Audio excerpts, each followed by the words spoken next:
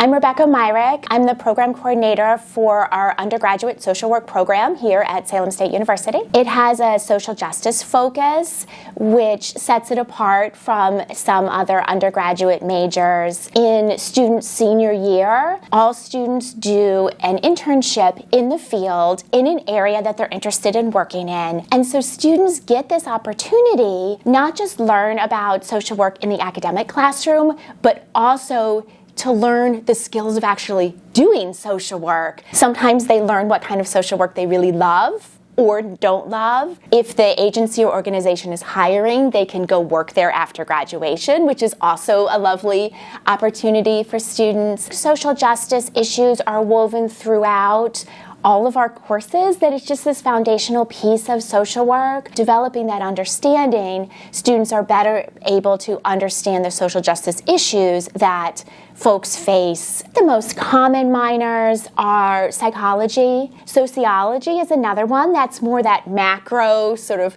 what are communities like? What are these sort of major issues, right? If you think of psychology as working with the individual, sociology would be more working with understanding culture and community and bigger issues. We also have a lot of students who minor in criminal justice, also has a strong social justice perspective here, so it really nicely balances social work. And then I have students who get minors in something that they love and brings them joy, right? So English, dance, music, something like that. Students every year who go work for the Department of Children and Families, which I think is what folks sort of most often think of when they think of social work.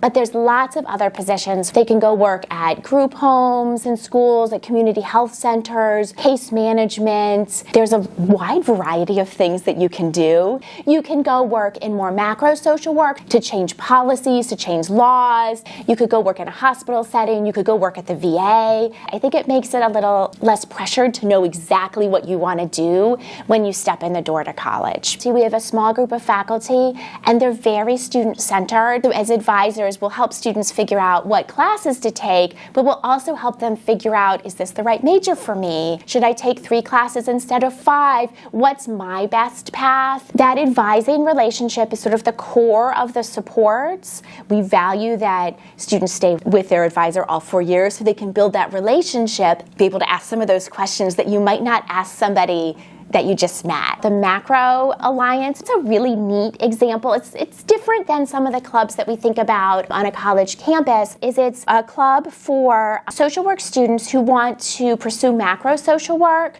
Often we think of micro-level social work, which is working one-on-one with a client. Have another group of students who want to do a social work at the macro level to change policies, to advocate, to maybe work with the state legislature. They bring in a career panel to talk about career opportunities in macro social work. We do advocacy projects, finished a project where they sent out over 200 postcards asking people to register to vote and to get out and vote, to build relationships with folks who are interested in the same kind of social work practice that they are. If you ask social work graduates where they got the most learning, I think it's there. They do this internship that's 16 hours a week in an agency or organization. They then have this seminar that meets once a week, and it's a small group of students. It's about 7 or 8, and they talk about how they're making sense of what they're learning out in the field is similar or different to what they've learned in the classroom, because sometimes what we learn in the classroom is sort of this ideal way of practicing, but then when you go out and you work in an agency, things are a little bit different. For our students who are transferring in, who maybe took some time to work in the field and have now come back to school,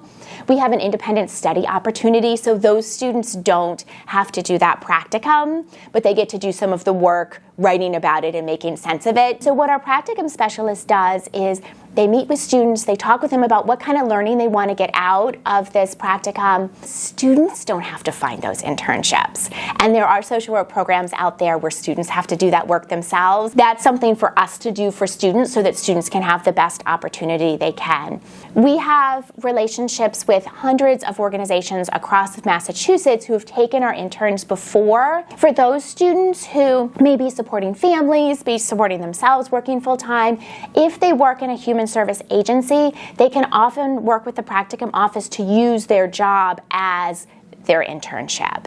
So what that means to some students is they can do this internship and still pay rent, still buy groceries, still get that degree that's really valuable. We found this really makes the difference of, yes, I can continue and get my degree in social work. One of our faculty members has developed a new social work elective, and it's on alternative modalities to treatment. Treatment for mental health disorders, we often think about like outpatient therapy or inpatient hospitalization, these very traditional modalities. She created this class where each week students learn about other effective ways to obtain treatment. She talks about dance therapy, brings in someone who does movement therapy, and that person came in, demonstrated with the class what this was like. But when we can partner with agencies in the community to bring someone in to talk to social work students about that work, then they can just learn so much more about what social work can be. They take a year-long research course. We have an undergraduate research day at the end of the year, and each group will make a research poster and go and get to present their research to the university community. For students who are interested in eventually doing the 2-year master's in social work program, having an undergraduate degree in social work means that you can do that program faster. So you place out of most of the first year of that 2-year MSW program. That's a real benefit because it saves time, but it also saves money. It's fewer credits. It acts in many ways like a 4+1 program. It's not an official 4+1 program, but a lot of our students will do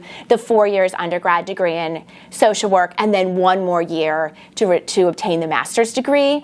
And then they have a lot more opportunities available in terms of what types of social work that they can do.